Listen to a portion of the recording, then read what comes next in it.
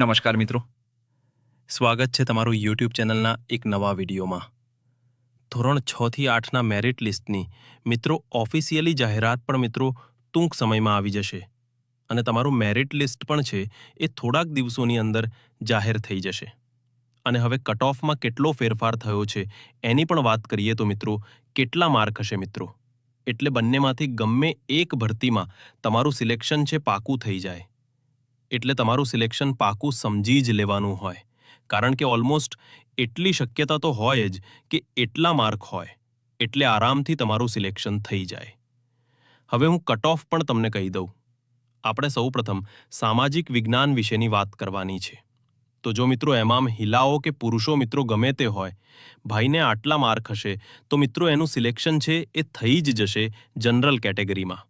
જો પહેલા વાત કરીએ આપણે સામાજિક વિજ્ઞાન વિષયની અંદર, તો મિત્રો એમાં તમારે માર્ક હોવા જોઈએ 72 માર્ક્સની ઉપર માર્ક હોય એટલે તમારું સિલેક્શન છે મિત્રો ફાઇનલ થઈ જ શકે છે.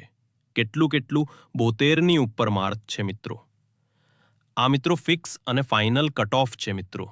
એટલા માર્ક હોય એટલે તમારું સિલેક્શન ઓલમોસ્ટ થઈ શકે છે મિત્રો. ફાઇનલ તમારે એમ સમજવાનું કે સિલેક્શન આપણું થઈ ગયું, કારણ કે મિત્રો એટલા માર્ક્સ એટલે ખૂબ ઊંચું મેરિટ કહી શકાય એમાં. એના પછી એસઆઈબીસી કેટેગરીની જો મિત્રો વાત કરીએ તો કે એસઆઈબીસી કેટેગરી કે જેમાં છે મિત્રો મોસ્ટ ઓફલી તમારે 69 માર્ક્સની આજુબાજુ હોવા જોઈએ એટલે તમારું સિલેક્શન છે એ થઈ શકે છે. હવે આપણે નેક્સ્ટ કેટેગરીની આપણે વાત કરીએ કે ઈડબ્લ્યુએસ કેટેગરીમાં છે કેટલા માર્ક હોવા જોઈએ, કોને કેટલા માર્ક હોવા જોઈએ. તો ઈડબ્લ્યુએસ કેટેગરીની અંદર છે મિત્રો તમારે 65ની ઉપર માર્ક હોવા જોઈએ, કારણ કે એસસીબીસી અને એસસી કેટેગરીની સીટ મિત્રો દર વખતે ઓલમોસ્ટ ફૂલ જ થઈ જાય છે. તો ઈડબ્લ્યુએસમાં પણ મિત્રો સંભાવના ખૂબ આગળ પાછળ હોય. એના પછી મિત્રો આપણે નેક્સ્ટ વાત કરીએ એસસી કેટેગરી માટે.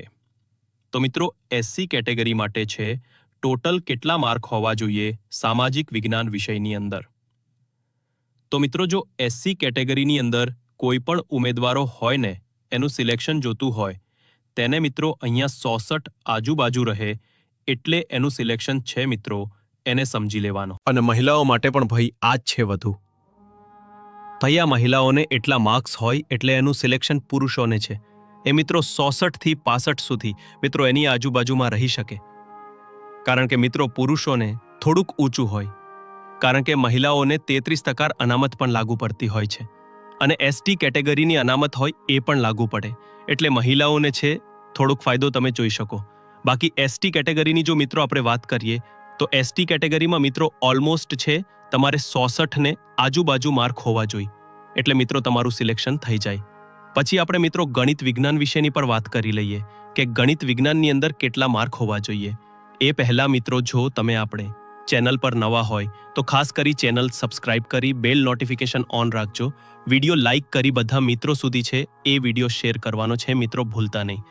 તો ગણિત વિજ્ઞાનમાં જો હું જનરલ કેટેગરીની વાત કરું એમાં મિત્રો એનું મિત્રો ગણિત વિજ્ઞાન વિષય એવો છે તો એનું કટ ઓફ પણ થોડુંક ઓછું હોય, તો એમાં મિત્રો 73 તમારા માર્ક હોય તો મિત્રો તમારું સિલેક્શન છે એ ફાઇનલ થઈ શકે છે. એના પછી વાત કરીએ આપણે તો ભાઈ એસસીબીસી કેટેગરી.